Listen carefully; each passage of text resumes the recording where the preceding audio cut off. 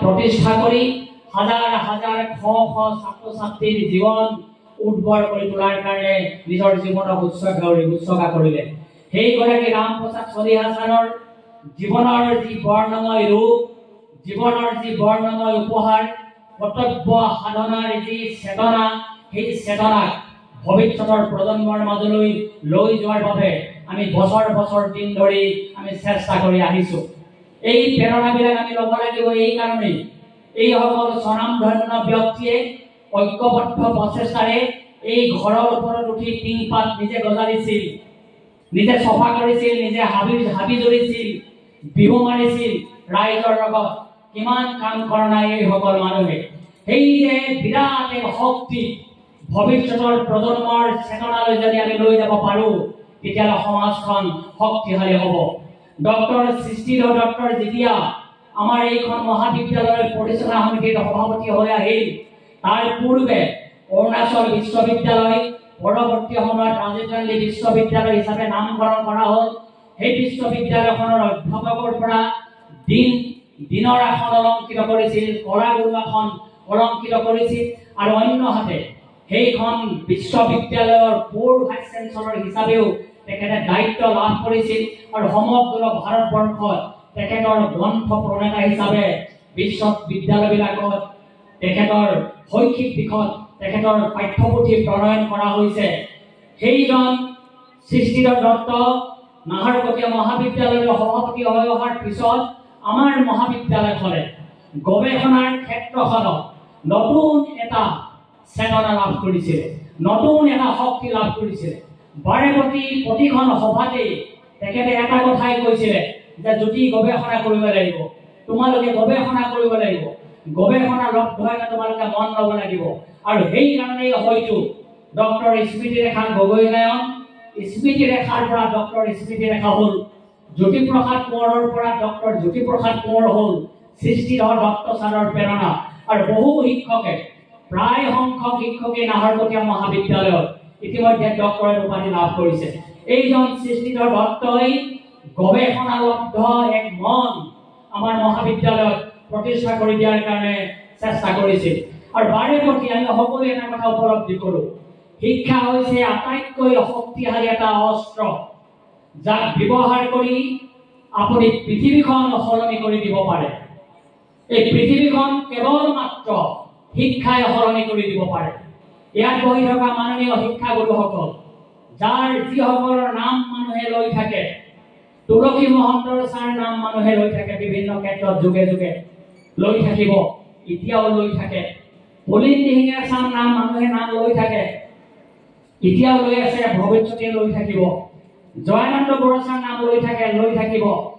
নাহৰকটীয়া এগৰাকী একনিষ্ঠ সংগীতৰ সাধক, সংগীতজ্ঞ কমল মজুমদাৰৰ নাম এতিয়াও মানুহে লৈ আছে, ভৱিষ্যতেও লৈ থাকিব।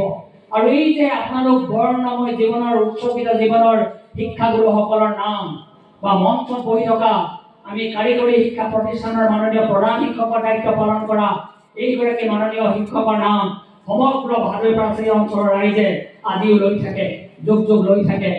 ধৰ্মগুৰু হিচাপে নহয়, সমাজত পথৰ নিৰ্দেশনা দিব পৰা এগৰাকী স্বনামধন্য মানুহ হিচাপে এইগৰাকী ভান্তেৰ নাম যুগে যুগে মানুহে লৈ থাকিব। আৰু সেইকাৰণেই উৰ্বৰ প্ৰেৰণা শক্তিৰে জিলিকাই তুলিব পৰা কৰ্মক্ষেত্ৰৰ বাবেই আমি নতুন নতুন দিগন্ত সূচনা কৰাৰ কাৰণে এনে যাত্ৰা আমি আৰম্ভ কৰিছোঁ। আৰু সেইকাৰণে মই আপোনালোক সকলোকে অনুৰোধ জনাব খোজোঁ যে ৰামপ্ৰসাদ চলিহা ছাৰ স্মাৰক বক্তৃতা আৰু ডক্টৰ সৃষ্টিধৰ দত্ত স্মাৰক বক্তৃতাৰ কাৰ্যসূচীত আপোনালোকে পূৰ্ণ সহায় সহযোগ কৰিব। ইতিমধ্যেই ডক্টৰ সৃষ্টিধৰ দত্ত ছাৰৰ পৰিয়ালবৰ্গ আহি আমাৰ মাজত উপস্থিত হৈছে। আমাৰ যোৰহাটৰ পৰা আমি আমন্ত্ৰণ কৰি অনা আমাৰ যিগৰাকী মূল বক্তা তেখেত আহি আমাৰ মাজত উপস্থিত হৈছে। কি আমি ঐক্যবদ্ধভাৱে আমি আগবাঢ়িব লাগিব। কিন্তু এটা কথা মনত ৰাখিব লাগিব, যদি আপুনি দ্ৰুতগতিত খোজ কাঢ়িব বিচাৰে, যদি আপুনি দ্ৰুতগতিত খোজ কাঢ়িব বিচাৰে তেন্তে অকলে খোজ কাঢ়ক। কিন্তু যদি আপুনি দূৰলৈ খোজ কাঢ়িব বিচাৰে একেলগে খোজ কাঢ়িবলৈ আৰম্ভ কৰক। মানুহে নিজৰ নিজৰ প্ৰত্যাশা পূৰণৰ বাবে অকলে অকলে কিছু কাম কৰিব পাৰে, কিন্তু ঐক্যবদ্ধ চেতনাই ঐক্যবদ্ধ এক নতুন দৃষ্টিভংগীৰে কামখিনি যদি আগবঢ়াই লৈ যাব পৰা হয় তেতিয়াহ'লে এনে এখন শিক্ষানুষ্ঠানৰ জন্ম হয়। এনে বিদ্যায়তনিক ক্ষেত্ৰৰ ঐক্যবদ্ধ প্ৰচেষ্টাই মানৱ সম্পদৰ জন্ম দিয়ে। তেনে সোণালী তেনে ভৱিষ্যত নিৰ্মাণৰ বাবেই এইসকল স্বনামধন্য ব্যক্তিয়ে আমাৰ সমাজত দি থৈ গ'ল অনবদ্য উপহাৰ। মোৰ ভাতৃ যাদৱ গগৈ আহিছে, মই এইফালে যাদৱক পাৰ হৈ যোৱা দেখিছোঁ, নমস্কাৰ দি। আমাৰ সৃষ্টিধৰ দত্ত ছাৰৰ পৰিয়ালৰ হৈ যাদৱ আহিছে। আমাৰ ভনীভূষণ অহা কথা আছিলে, বোধকৰো ভূষণ আহিছে, তেওঁ বোধকৰো আহিছে, পুত্ৰও আহিছে। আমি আপোনালোক সকলোকে আদৰণি জনাইছোঁ। আমি কেৱল এটাই আশা ৰাখোঁ, আমাক এই স্বৰ্গখন নালাগে, বৈকুণ্ঠ নালাগে। এইটো পিয়লি ফুকনে কৈছিলে, সুজলা সুফলা এই অসম ভূমিত মই বাৰে বাৰে জন্ম লম, এই কথা পিয়লি ফুকনে কৈ গৈছে।